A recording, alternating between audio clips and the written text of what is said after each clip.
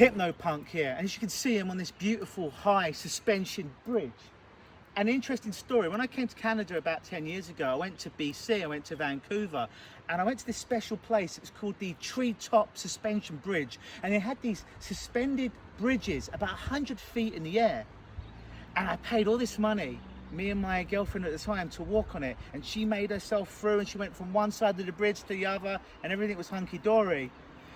And I started to make my way across the bridge, and as I got about a quarter of the way into it, my body shut down. I started to shit myself. I was terrified because I'm not a big fan of heights, and I remember feeling the shaking. It felt like I was on I don't know, Indiana Jones or that video game Tomb Raider, and I tried to will myself to go over that bridge, and I couldn't.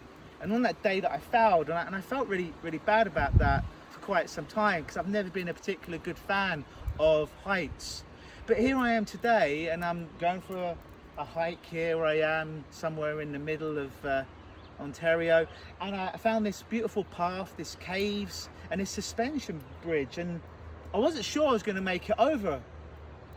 I've actually made the decision I probably wasn't going to make it over, but after exploring the mines here and going on these trails, you come across this suspension bridge.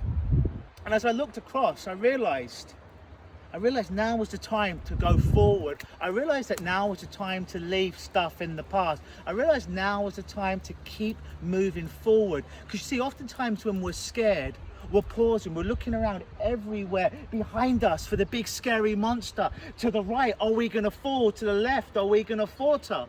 When sometimes all we need to do is simply look forward, not look down, but look forward. Because where do you want to go?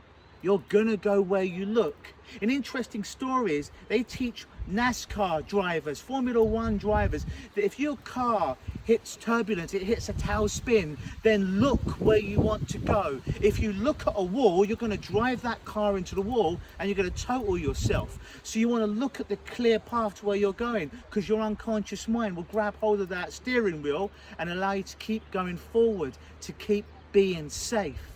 So the moral of this story, kids, is this: look where you want to go. It's never too late to overcome these challenges, these fears that you used to have, to grow, to become more. If I could do it, you can do it.